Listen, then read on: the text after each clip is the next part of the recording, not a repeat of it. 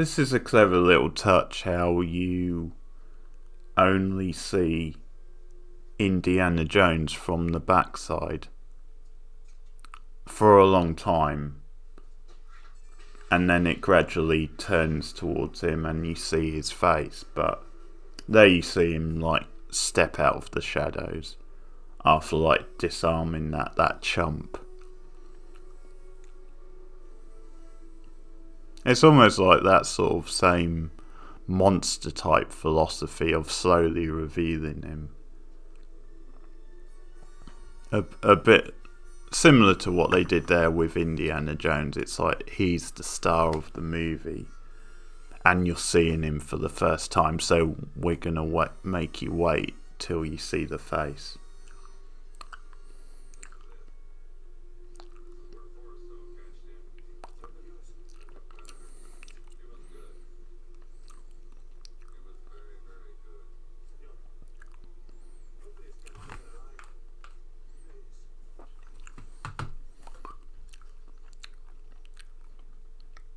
All very cobwebby.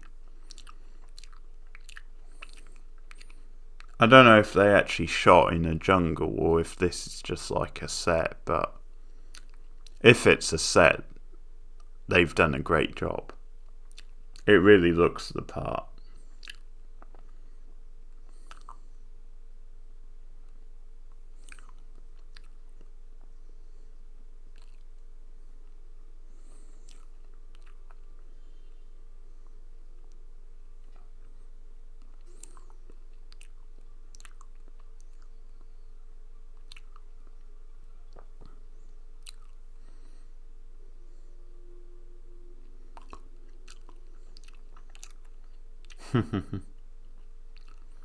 Oh boy.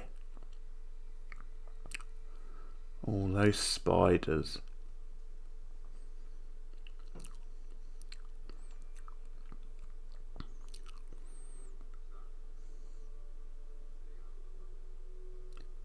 I'm not too proud to say I would literally shit my pants if I had all those spiders on me.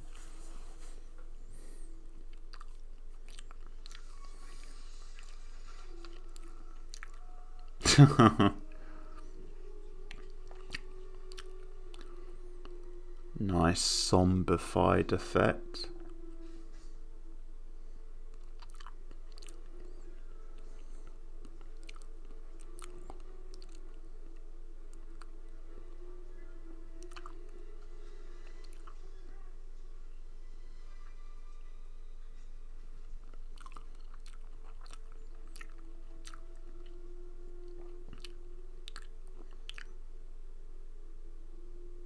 What a role Spielberg was on at this time.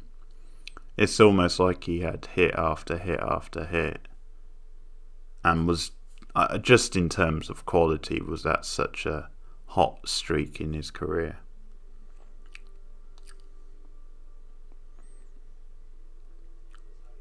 Mind you, this is before E.T., so, but I guess it's kind of in the middle, if you like, because he'd already had Jaws. And I think there was probably other movies that were a bit smaller, but probably got some critical acclaim. And obviously E.T. came not long after this, and well, he'd had Close Encounters as well, and that's always seen as one of his big movies. So I guess I'd say this is sort of in the middle of his sort of really peak type years.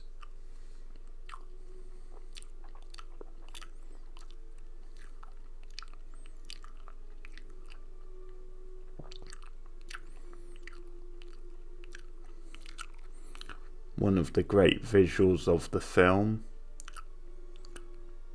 Indy eyeing up this golden statue.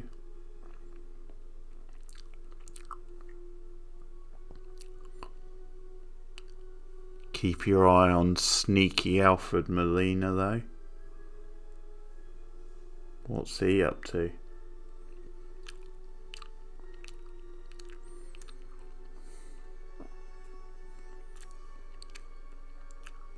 Look at his hands trembling.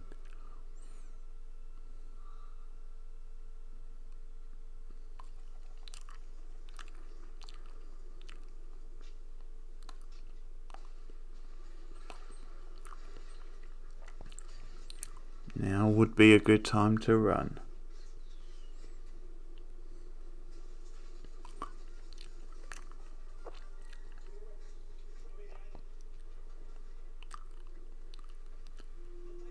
Oh, fuck you, man.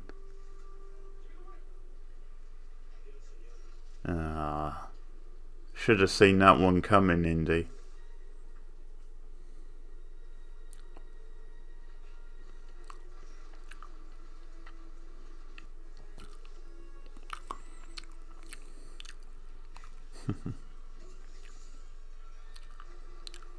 The stunt work again is pretty great in this one. I like that little smile he gives as well when he thinks he's just when he's struggling to climb his way back up. Oh, that's what you get. Adios, amigo.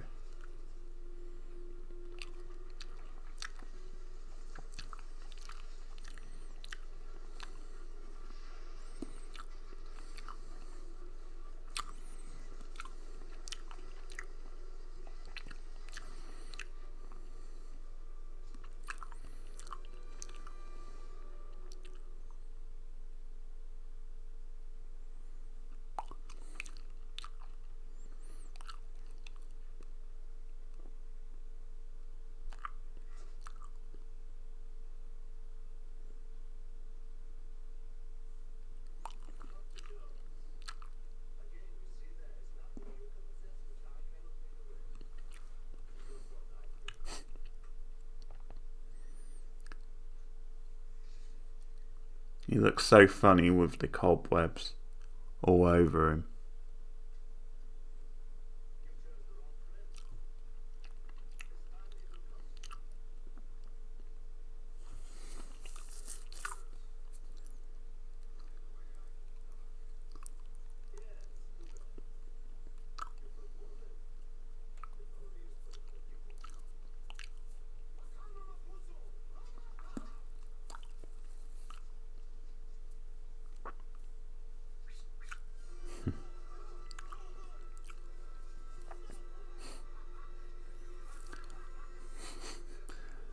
Maniacal laugh.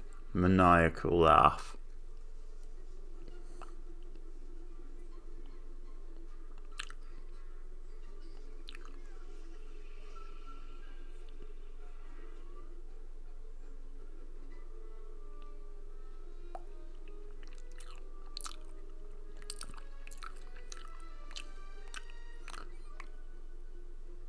This is what's so great about like a classic John Williamson score is, or Williams score I should say, I said Williamson. A classic John Williams score is each sort of like key scene has like a theme to like the music, so this, you know, sort of playful kind of chasing him through the jungle sort of has its own feel. Do, do, do, do, do, do.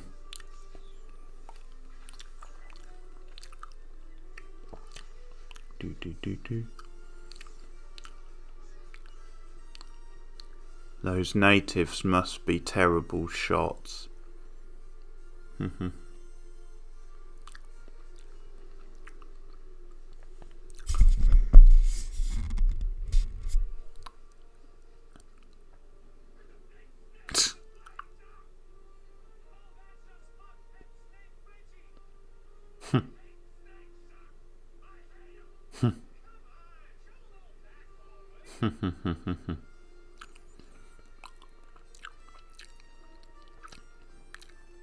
First sort of sound of the main theme. I hate snakes, Reggie, as well. That will come back later in the film.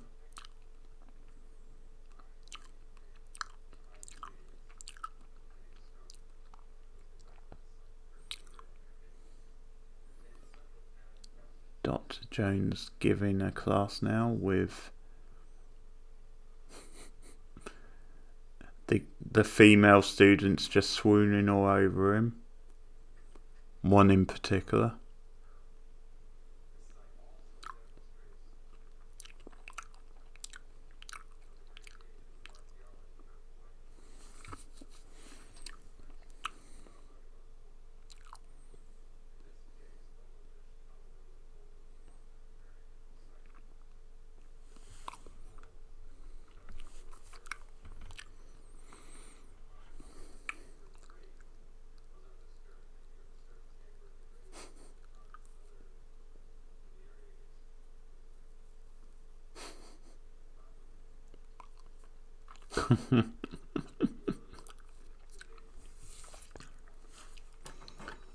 Not very subtle, was she?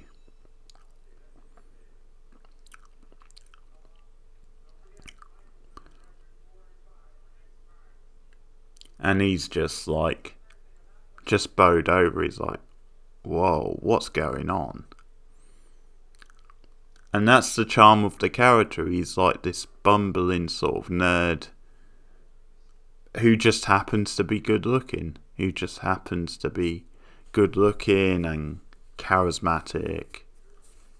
And, has a certain wit about him. But he's also very bumbling and clumsy.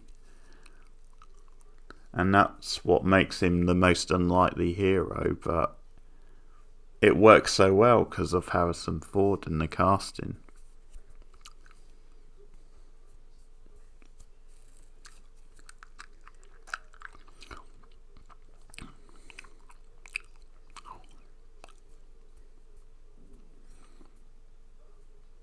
Another thing is that you sort of hear from like real life archaeologists, then this is actually quite a real depiction of what they're like. So you would have thought realistically this was like Hollywood fantasy, but they seem to, they seem to say that, like the character, I mean, obviously they're not saying most archaeologists don't go on this sort of wild adventure and get into such, death-defying situations, but yeah, no, just the actual character and the way he acts apparently is quite true to real life archaeologists. Who would have thought?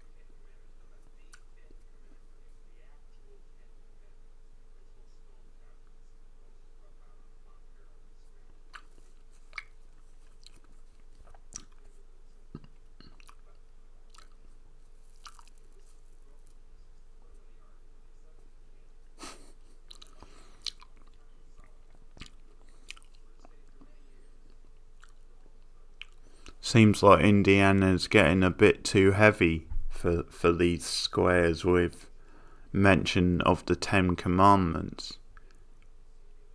No, the real Ten Commandments.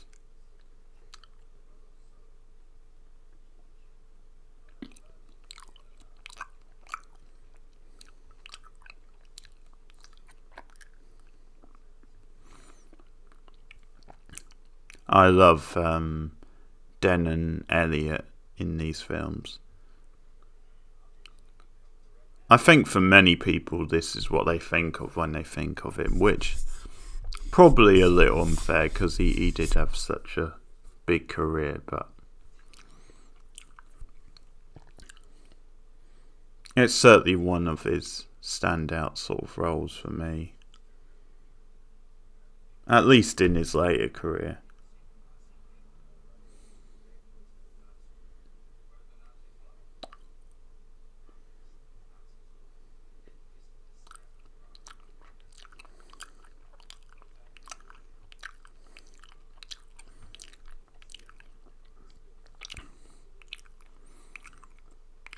I would say this is the darkest of the Indiana Jones movies.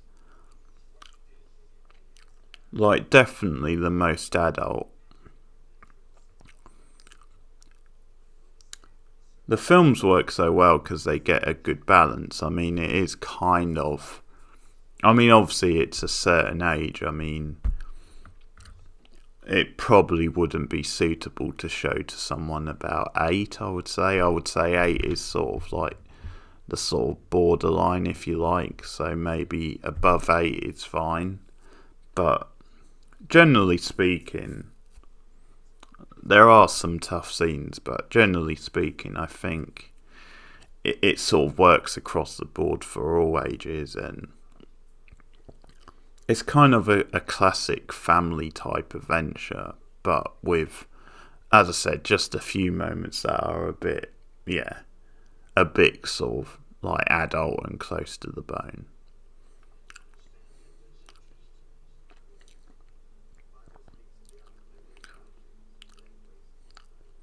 But I think this is maybe the darkest of the films.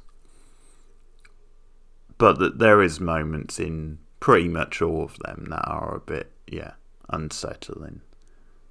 Temple of Doom is surprisingly dark at times, considering how much of a B movie it is. I think in some ways how it's maybe the most cheesy of the films, and I don't mean that in a bad way, by the way.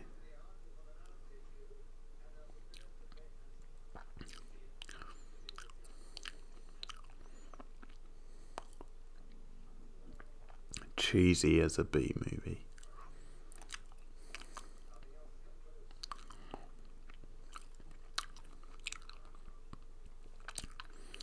The opening of Temple of Doom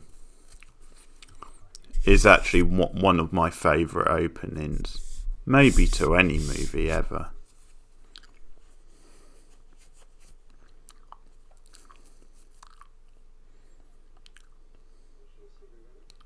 Just pure cinema.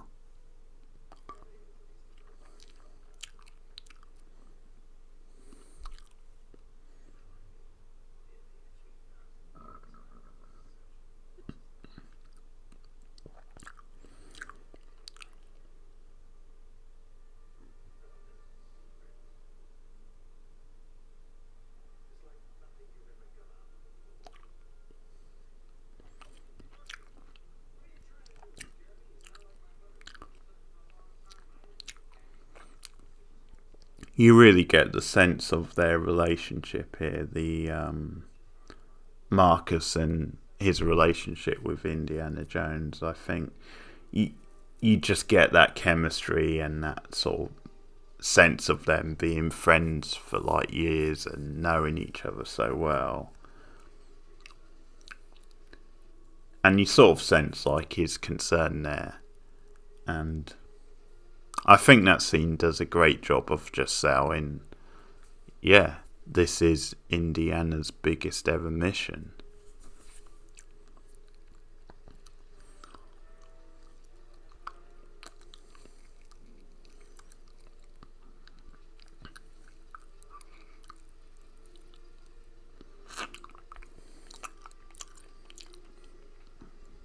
It's another reason the film is so successful really in what it does, because you get this sort of big build up and they do a good job of like setting the table for what the story's going to be and what the mission is and just how big it is.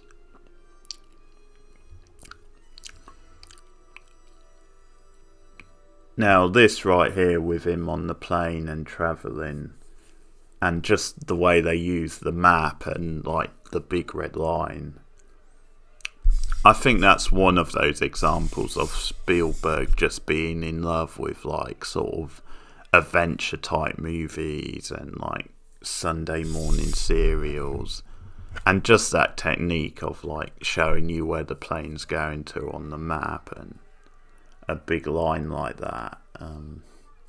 It's something they don't really use in cinema anymore, which is a shame, I think. And also, I mean, the sort of the bad guy, if you like, on the plane behind him, or hiding behind the Life magazine, like just peering out from behind that.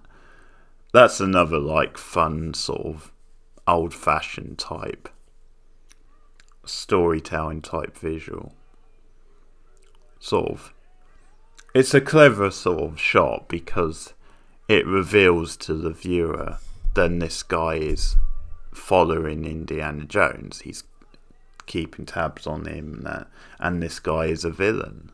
You know, it's just a subtle, quick shot to reveal that.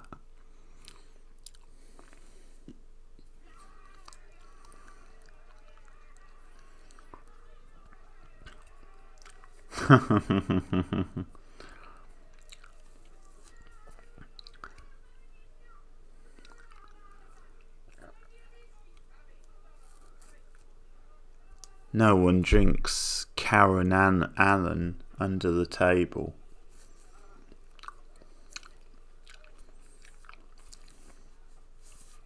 Did they just get hustled?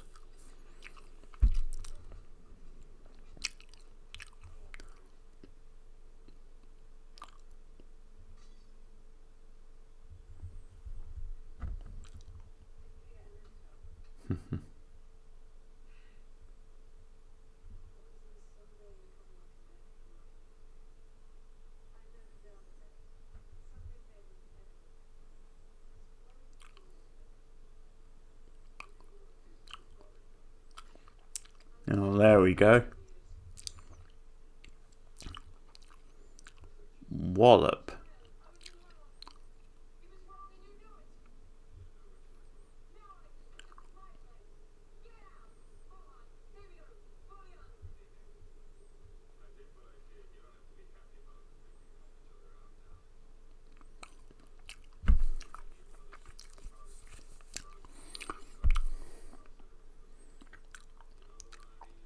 I actually forget her name, but she's a great character.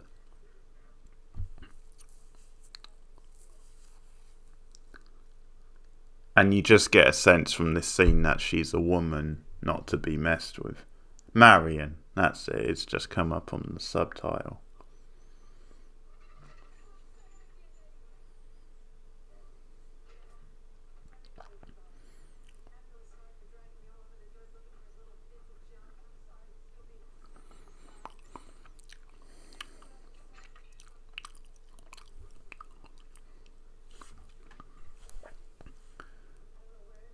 They have such natural chemistry as well. I think that might have been the only good thing, or the only thing I took away from that terrible fourth movie, Kingdom of the Crystal Skull, is them having Karen Allen back and the chemistry with her and Harrison Ford. Even after all these years, the chemistry was still there, and if there was a reason to watch that film, it was because of that, I think.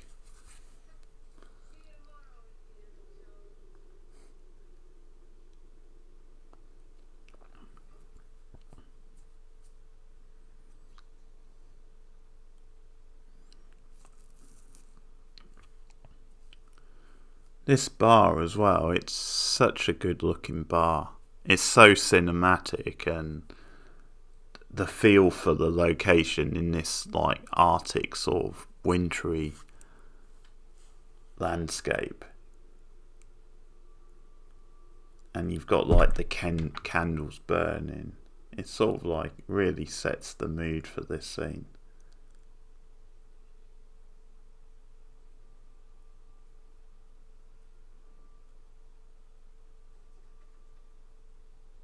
I also like the personal history, how she does have this like medallion which he wants, but it's like she doesn't want to give him the pleasure of giving it to him.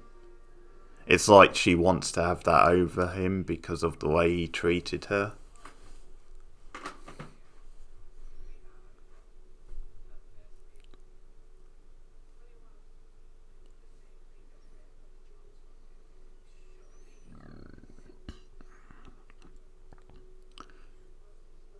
Again, very sort of film noir, the way these guys walk in, and like the shadows and silhouettes. I mean, obviously the guy at the front in particular with like the hat.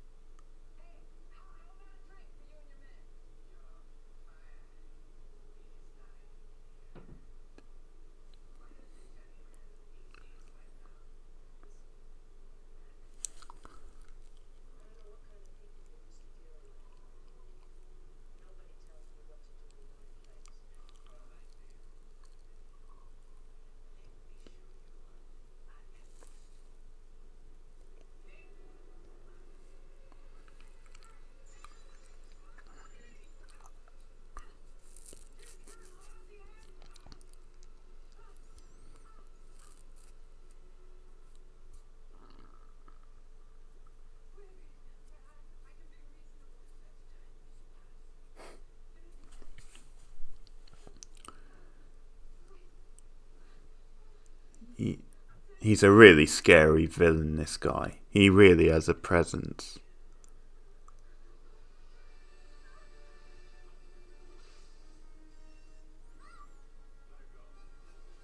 Dr. Jones to the rescue.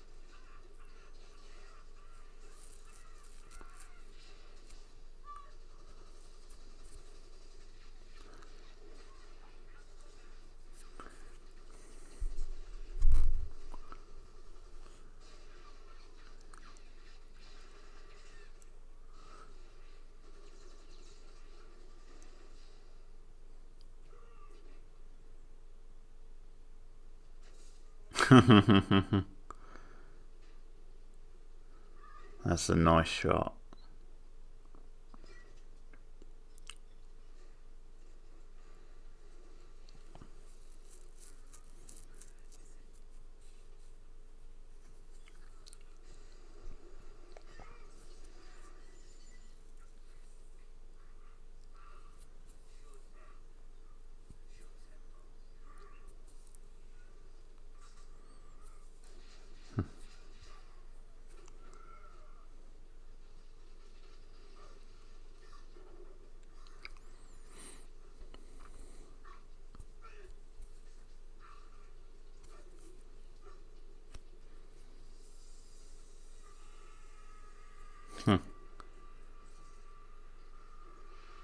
Oh dear.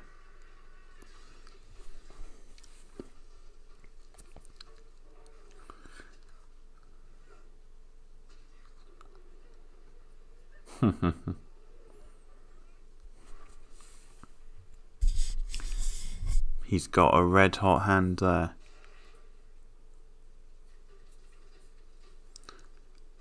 They do make quite the double team, don't they? Marion and Indiana Jones.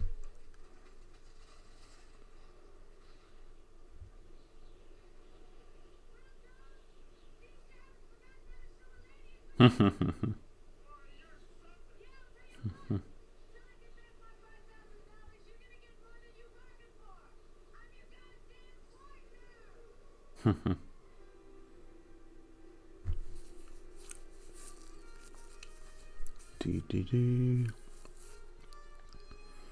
Do do do do.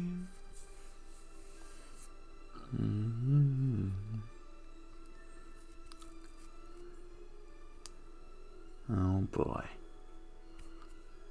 Something tells me they're both getting more than they bargained for.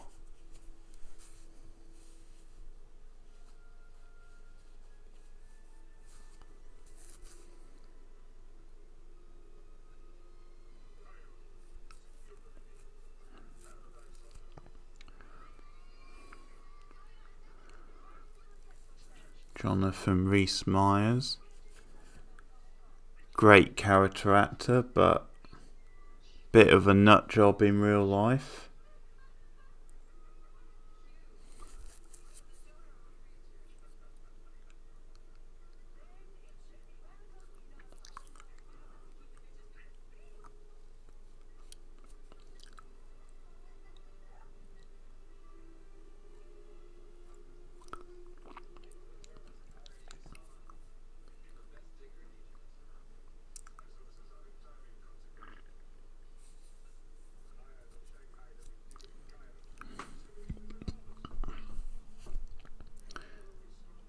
I also know him from the Bond film, Living Daylights, which he's really good in, and that TV show Sliders, but I've never seen an episode of that. I've seen the odd sort of clip, but not really a whole episode, so...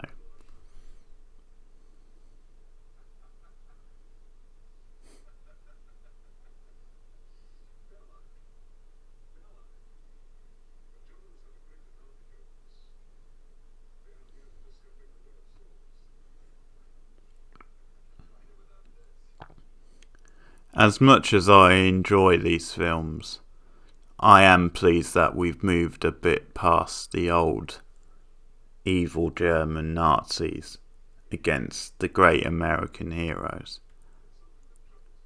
I know that does this film a disservice, but I'm just glad we've moved past that now.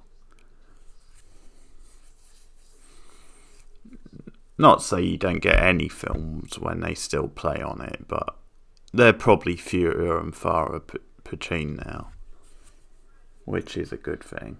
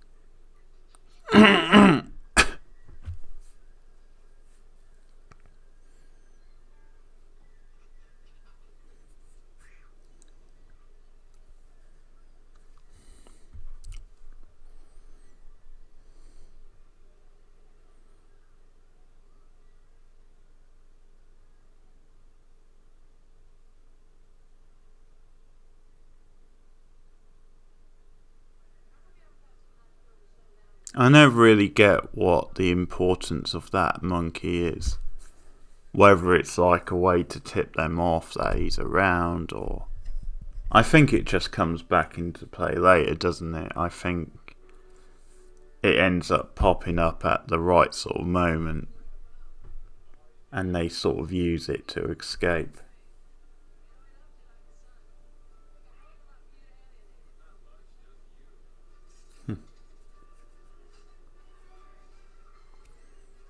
Do, do, do, do, do, do, do, do, do.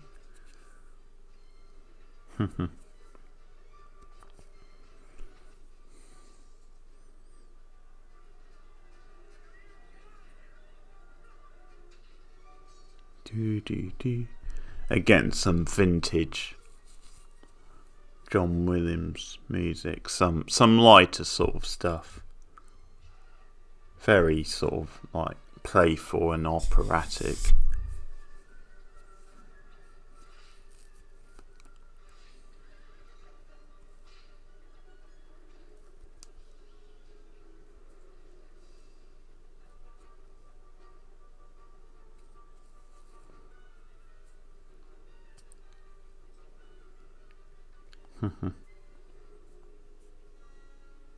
Oh, Marion and the frying pan.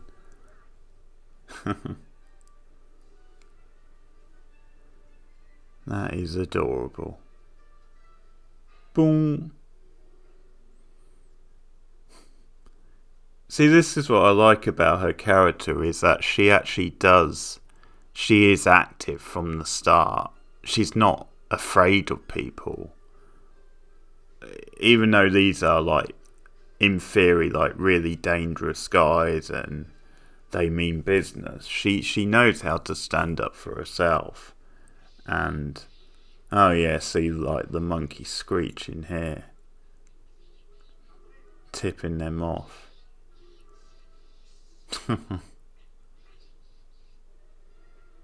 She's really beautiful.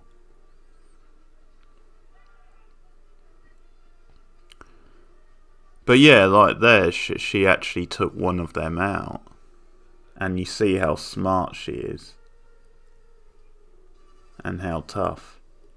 Oh yeah, well, one of the classic gags of the movie here, when he just shoots him. And I've got a tidbit from that, which I heard somewhere. I heard the reason that scene actually plays out like that is because when they shot it, Harrison Ford was ill, like he had the flu or something, so he wasn't really feeling up to like an actual like choreographed type sword fight. So they just made it the scene that he literally just casually gets the gun out and shoots him.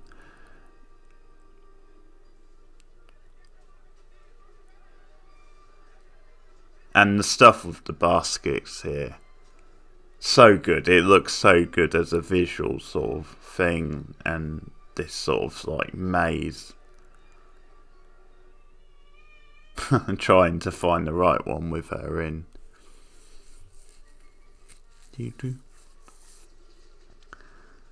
But yeah, just something like that. That little detail of originally it was supposed to be a sword fight. I mean, assuming that's true. That's just one of those where, I mean, it actually by accident worked out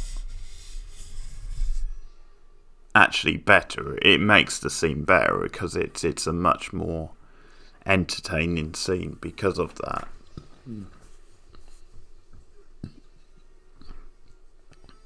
Oh no. Of course.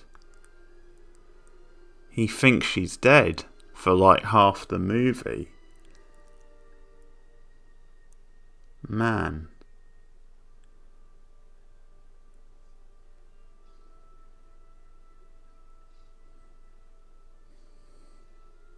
Even her pet monkey is feeling it. He's selling it as well. Wow.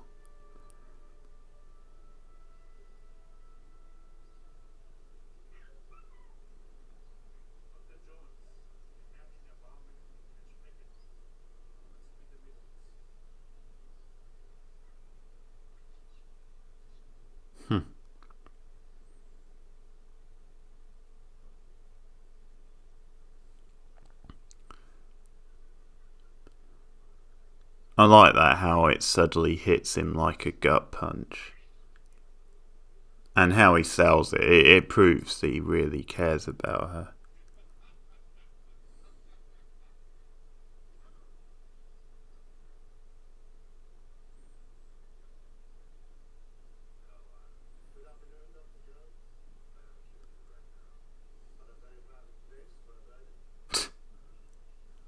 Bollock. Just sounds like a bit of a tosser, doesn't he, just by the name?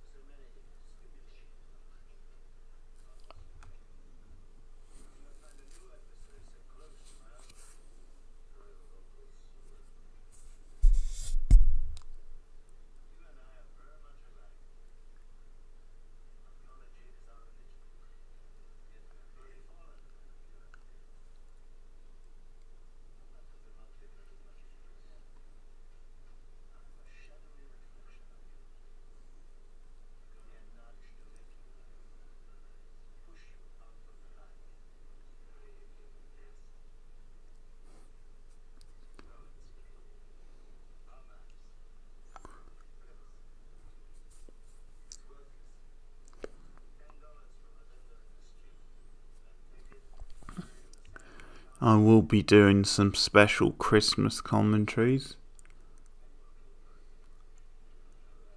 Just to give that a bit of a plug.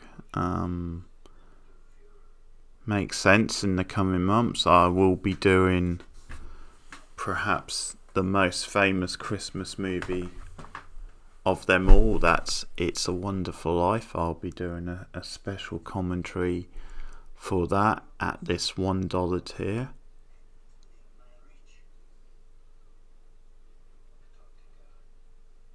I'm also. I've got a few others in mind. I'll have a think about it though. What I'm gonna do. I'm thinking of doing one for Die Hard as well.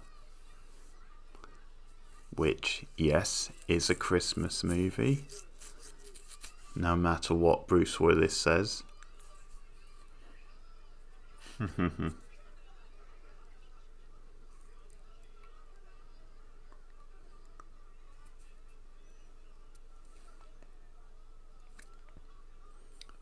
Bit of a smooth move there, using the kids to escape. I quite like that villain, but he does feel a little more of a B grade villain, like he's just a sort of a slime bag who isn't really that much of a threat.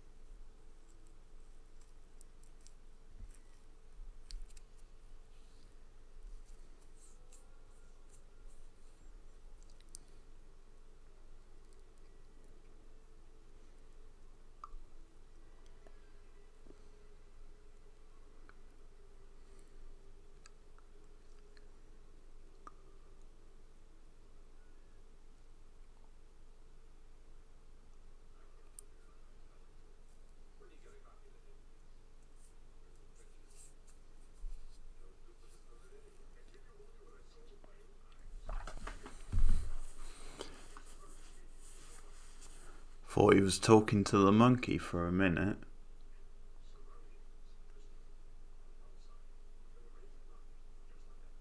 Oh yeah, the Jonathan Rhys. Does he get it? Does he get poisoned? Oh no, it's the monkey, isn't it? Oh no, they sacrificed the poor monkey.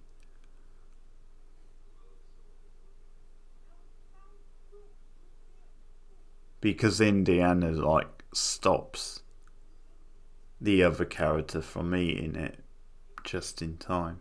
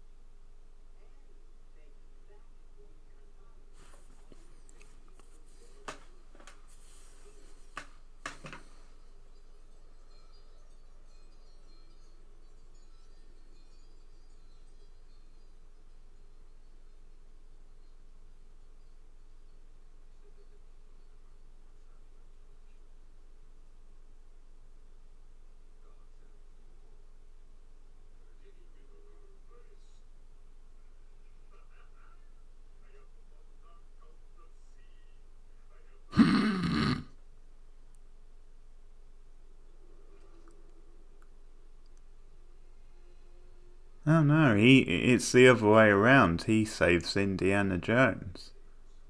Bad dates.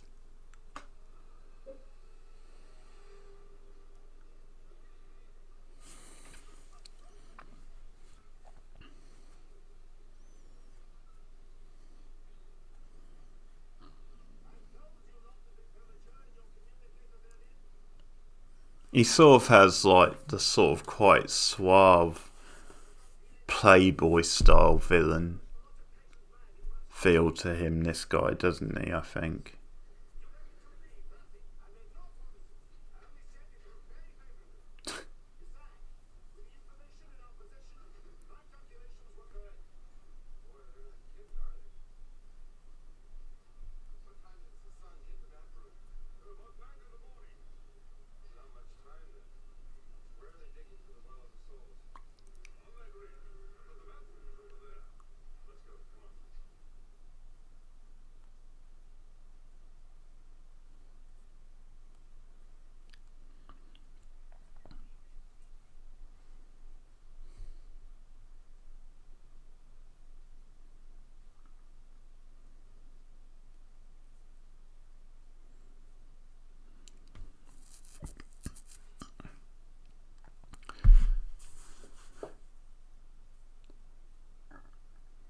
The pacing of this film's really good as well.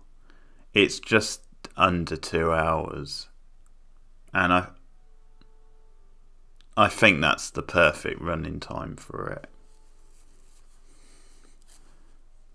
But the way each scene plays out, I think it's just about perfect.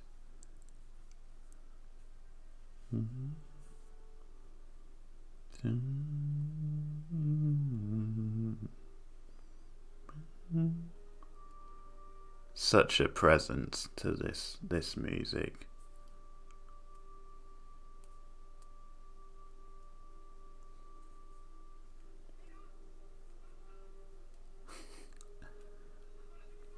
Barking orders in German.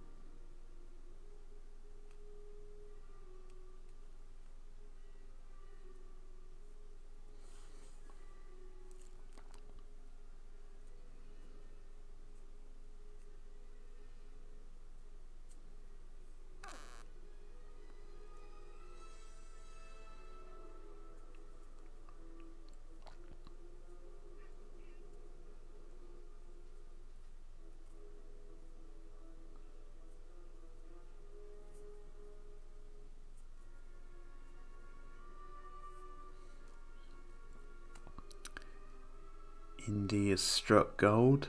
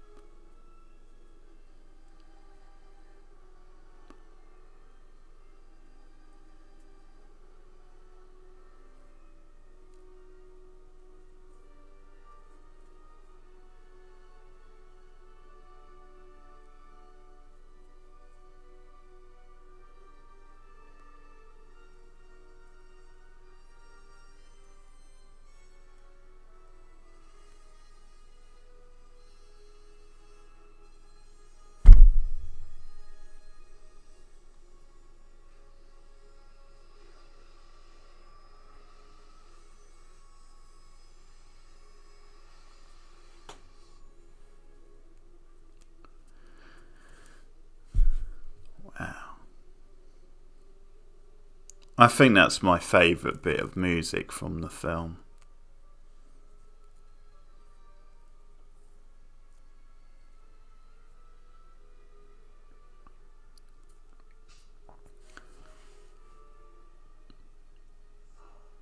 Of course, it's not going to be that simple, Indiana Jones. Because we're only halfway through the film. So, sorry, it's going to take a bit more than that.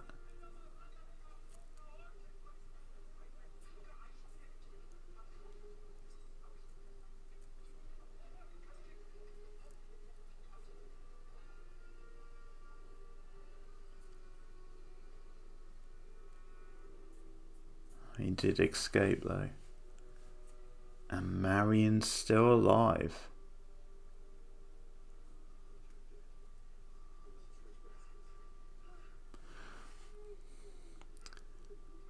I think that's what's so clever about her supposed death, is it obviously doesn't show you that she is still alive, and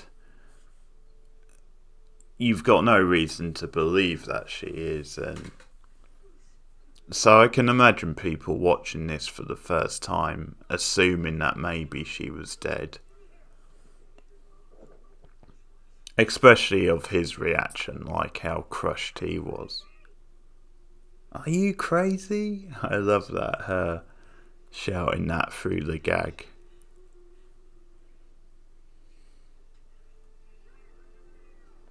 Wow, wow, wow, wow, wow.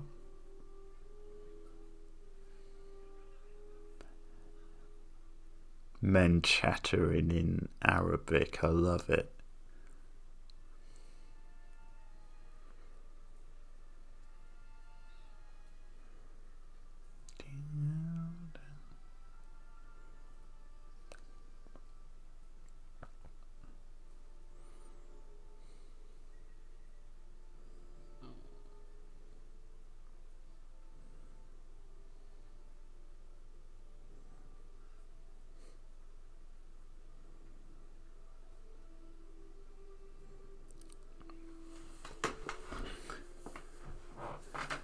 They always tend to show this one on TV over Christmas.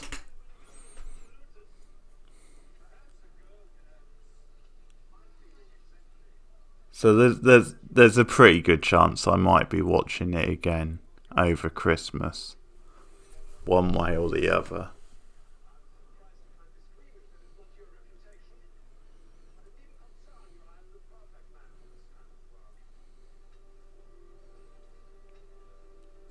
The sequels don't really get shown as much.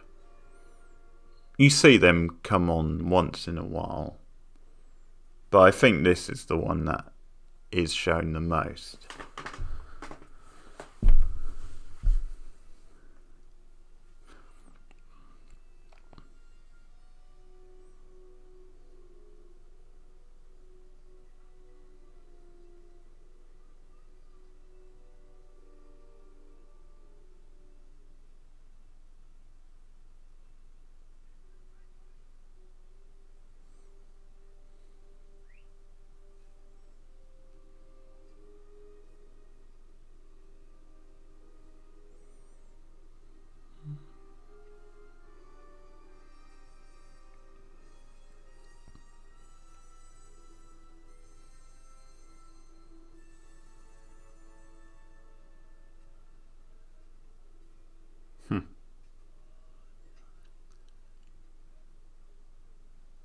Oh, there you go. He's got his hat back on.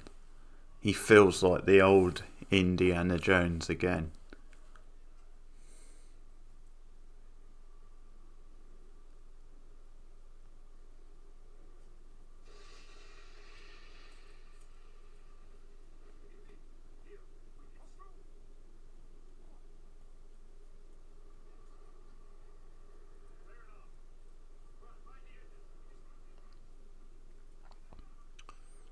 I love the look of this blue sky as well. It's definitely a callback to the Ten Commandments.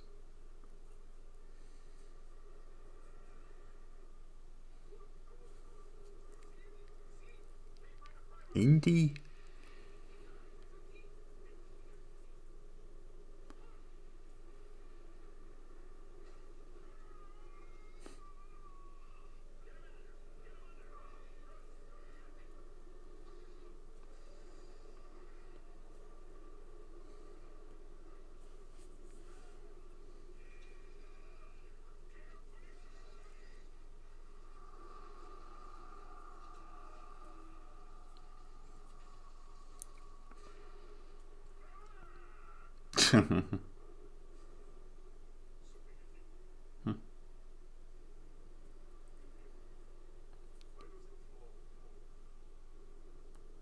Why does the floor move? Such a great question.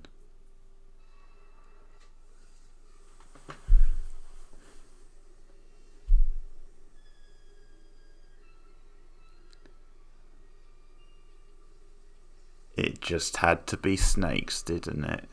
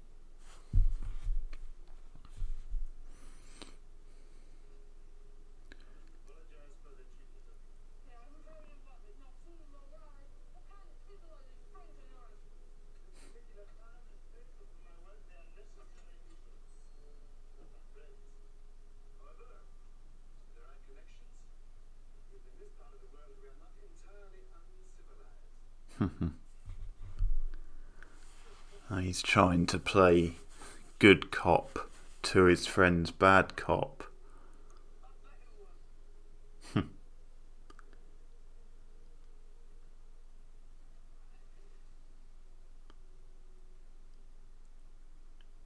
She snatched that white dress out of his hand pretty damn smart, that's all I say. I like this, how they sort of play up that he might actually be attracted to her and... Oh, look at it. Oh no, what a weasel this guy is. Show some respect, pal.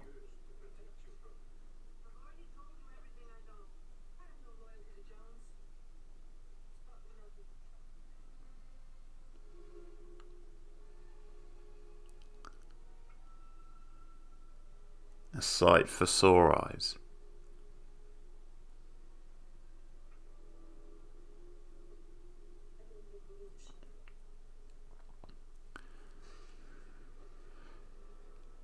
Yeah, I enjoy the scene at the table with them when she pretends to be like seducing him. Well, I guess she is seducing him in a way, but she's sort of leading him down the wrong path and tricking him. And the whole thing with the knife when they're both drunk is really great stuff.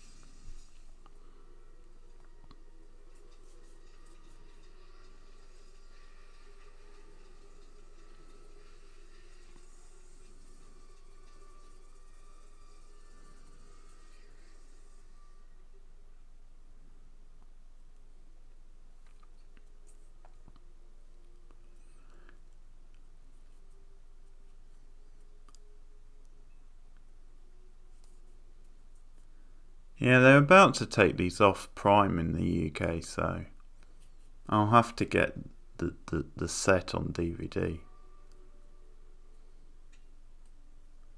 Oh yeah, the classic drinking contest.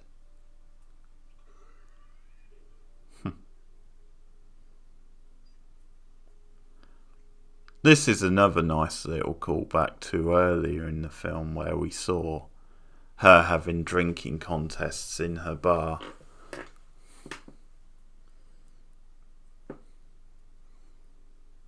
So it's another clever little touch in the script where she actually uses her ability to hold her liquor in a more serious situation to keep herself alive.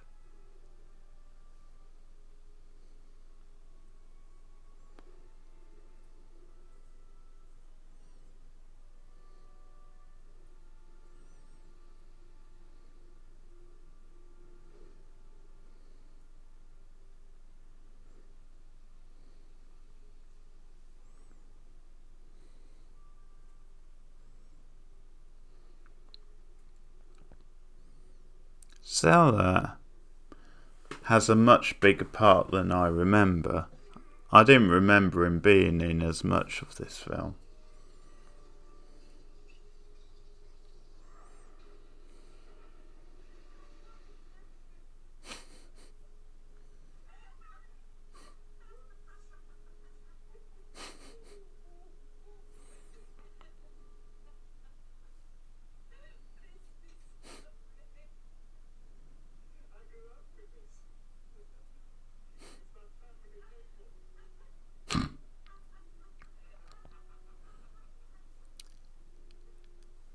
Is it fake laughing, put on for effect, or is she really drunk? Hard to tell.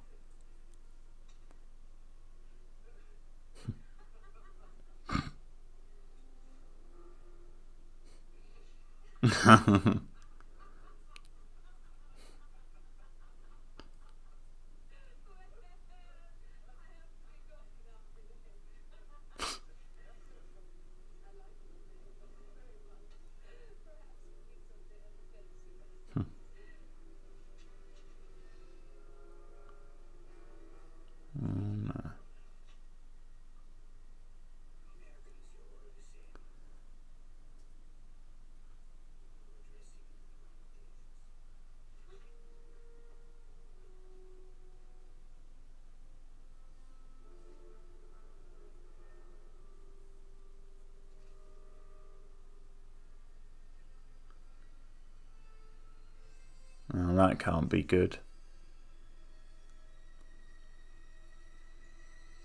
Oh yeah, the coat hanger. That's brilliant. See, I think Mr. Playboy does actually, Ren his name is, I think he does actually sort of have a liking for Marion. Because he looks relieved when it turns out to be the coat hanger. Mind you, he's probably worried for his own ass as well.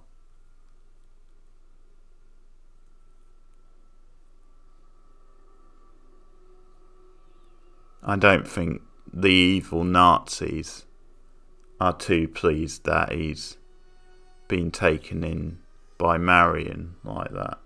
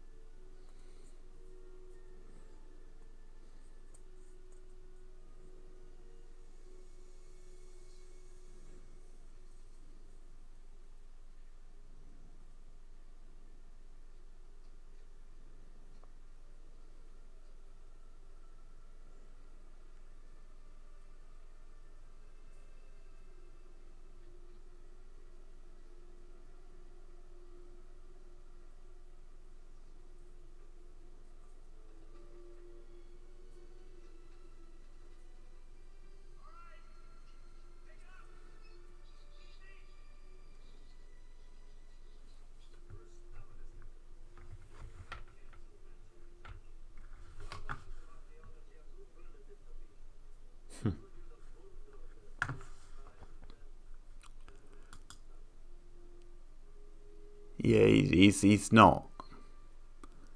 Old Ren isn't a barbarian like you guys.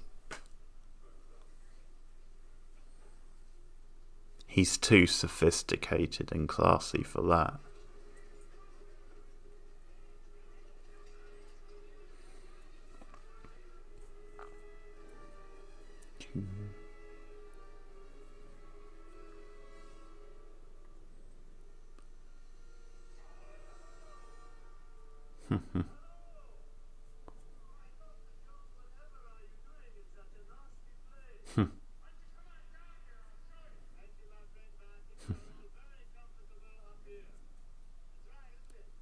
I love the playful back and forth between Ren and Dr. Jones here.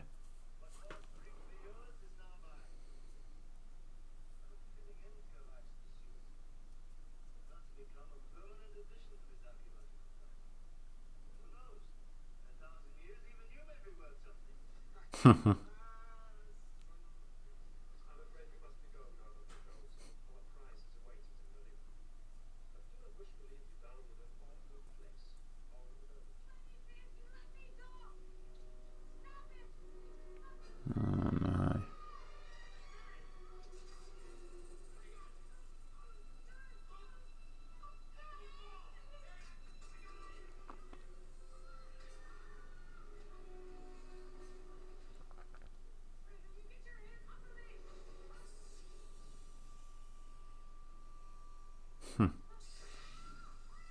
Traitor?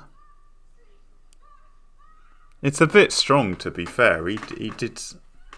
I guess because he didn't go back for her is what she means.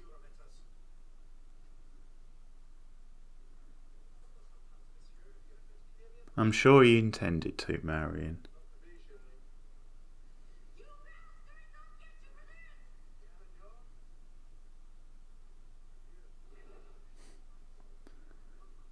Oh, he's shown his true colours now as old Ren.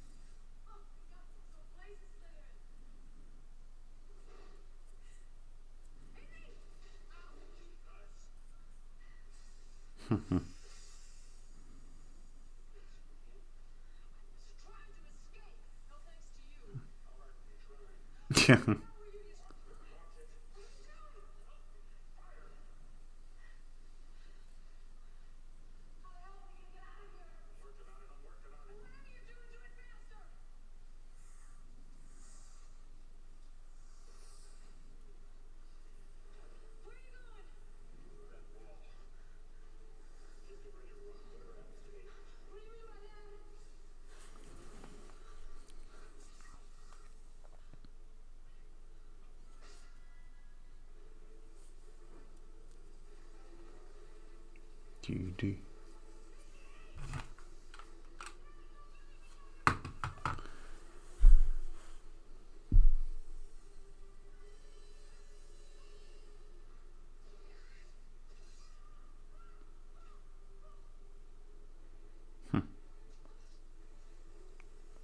It's that classic thing of him having to confront his fear, isn't it?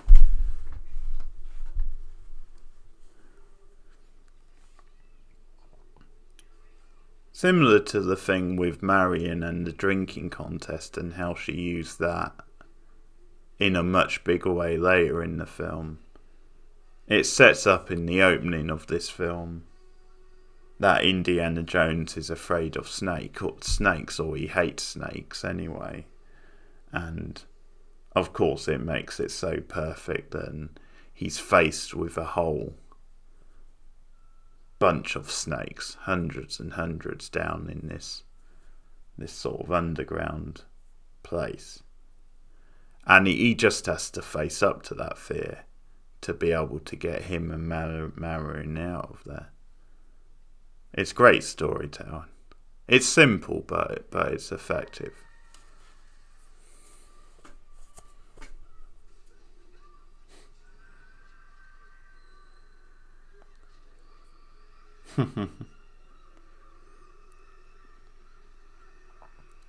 Yeah, this is actually quite a scary film at times. When you see scenes like this, with her being like surrounded by all these dusty corpses, and then the snake coming out of one of the corpses.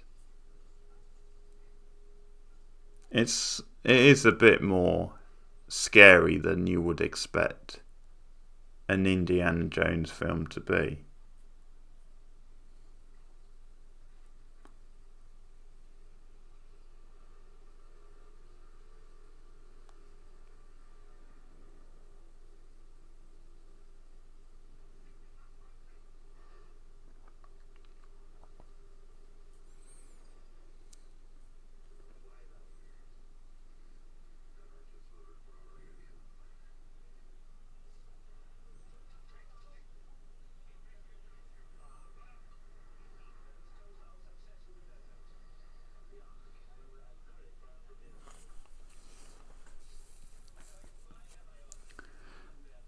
Be sure to let me know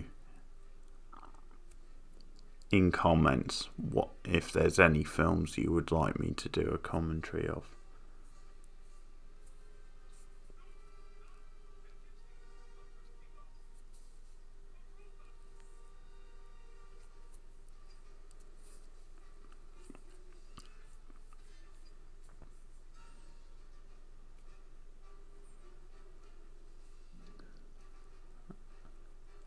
We've got a Tom Hardy look-alike here, this big old bald-headed German.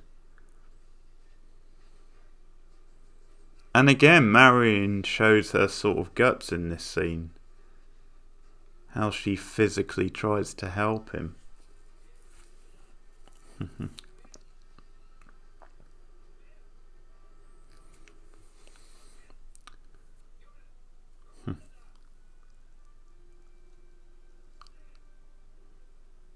Oh yeah, she's getting the cinder blocks ready.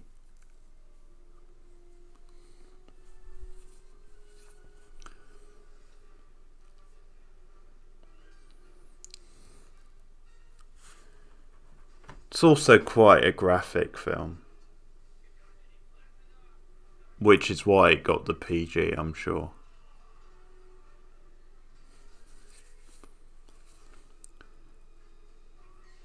This scene being a good example, how this big old German is killed off.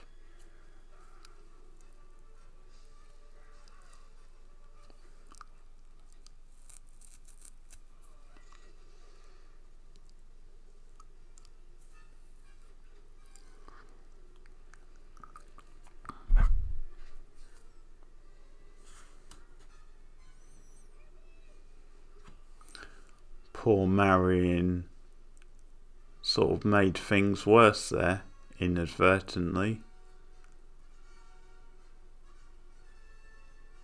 Well, sort of.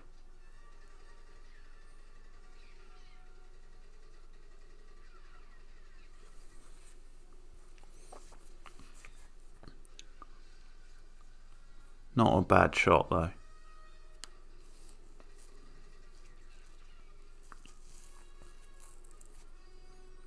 Do, do, do, do, do, do.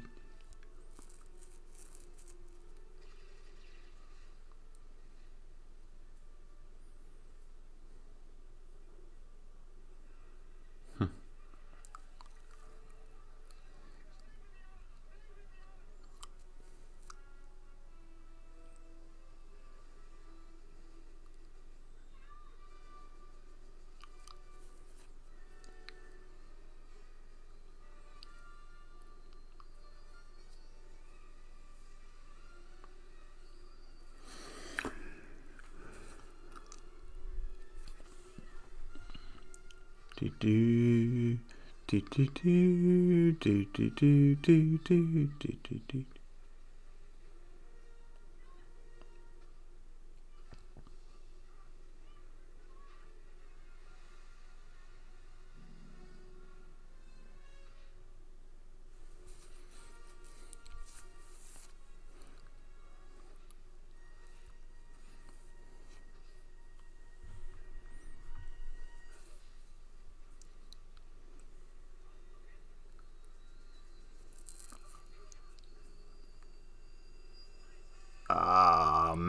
Man, that's brutal.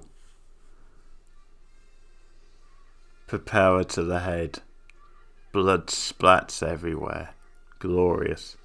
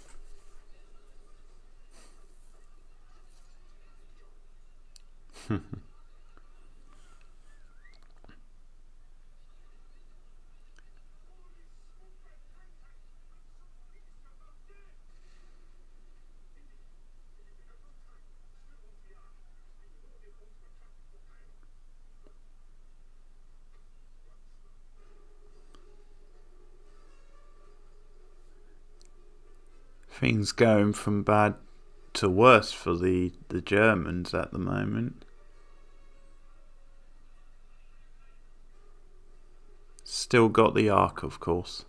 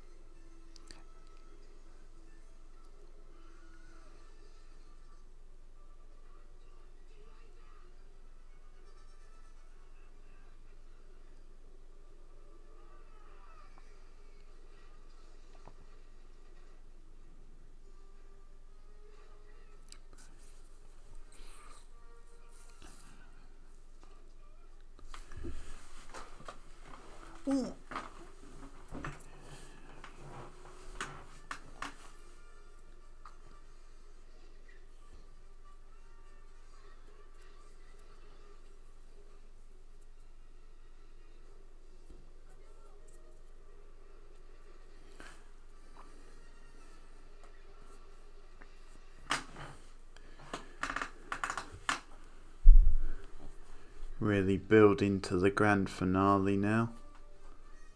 Again, some great stunt work in this sequence.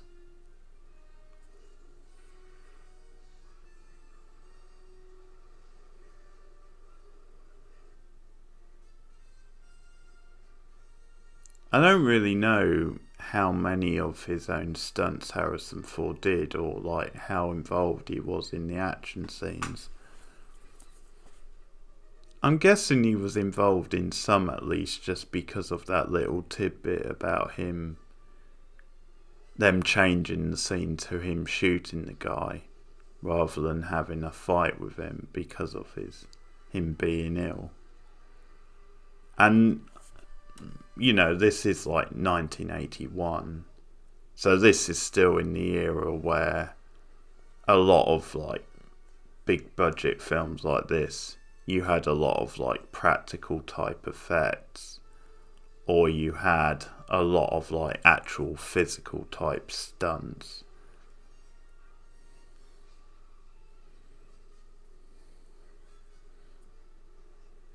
I'm sure there was a mix where he probably had a stuntman do a lot as well, but I'm willing to bet he probably did a decent amount himself, and at least was very sort of physical in some of the scenes. Also just stuff like this with him driving the truck and like bashing into like the other truck, and just some stuff like this, like with the soldier hanging off the door. It all feels very sort of physical and sort of like close to authentic anyway. So it feels like a lot of this would have been actual, like, yeah, physical, like stunt type work.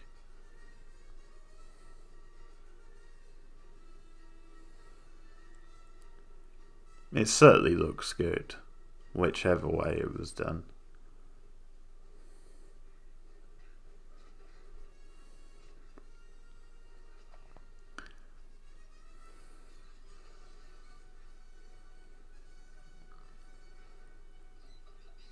Oh boy.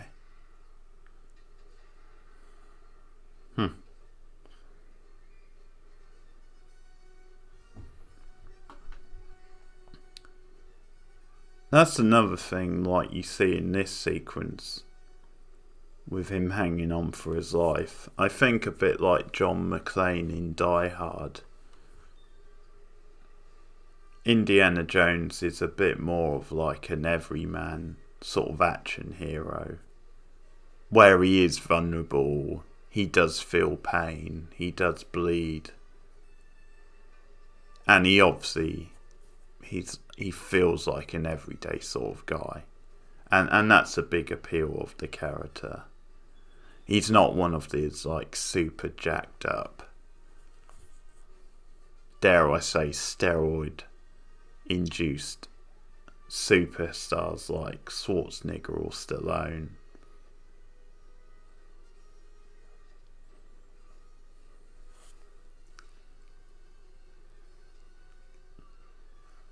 So like this fight here with the guy in this truck, it's such a back and forth between them.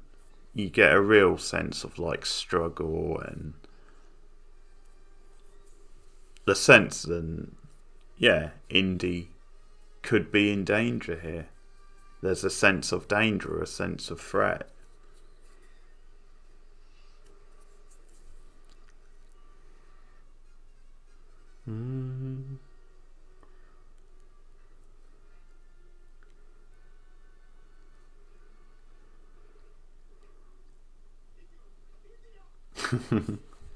Idiots. Idiots.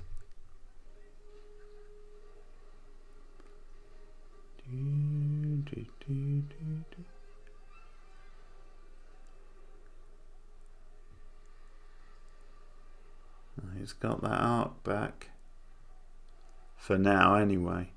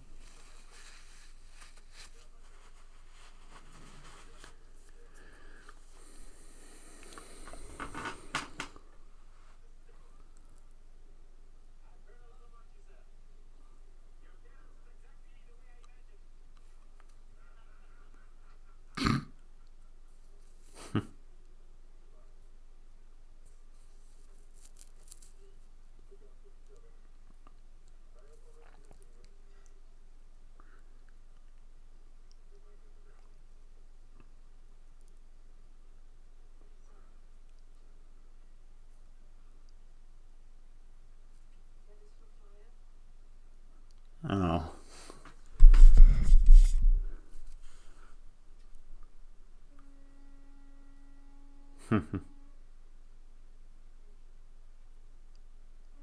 Sarah got triple the bonus there. 3 kisses from Marion. 1 on the lips as well.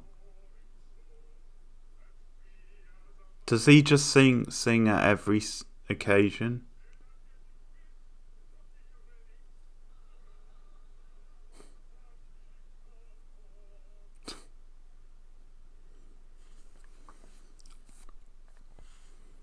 I'm glad he doesn't die.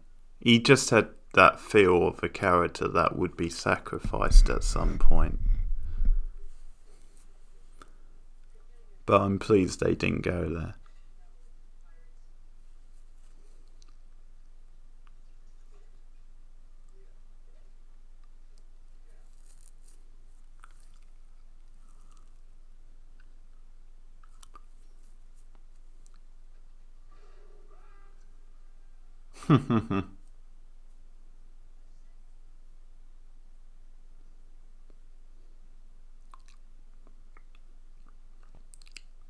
It's a great bit of slapstick humour there. Her smacking him with the mirror and not even realising.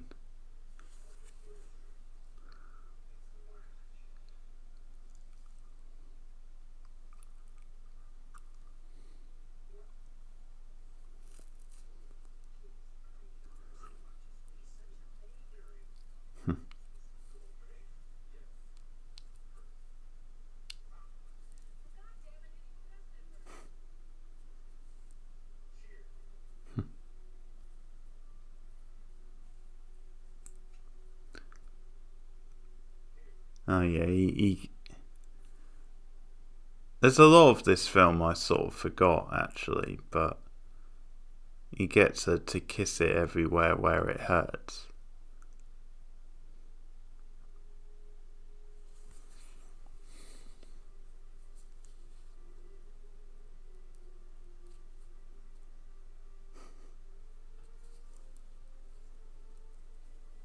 Of course, right on the lips as well.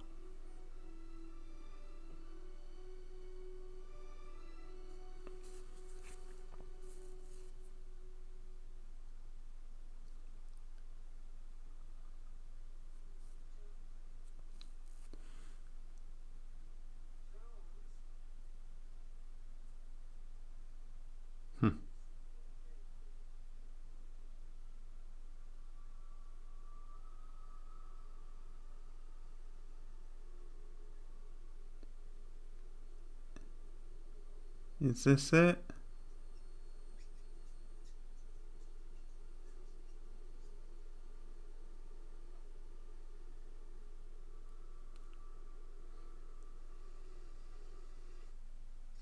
No. I was going to say, surely it doesn't end like that. We've still got all the bad guys left alive. There's no way it would have ended like that.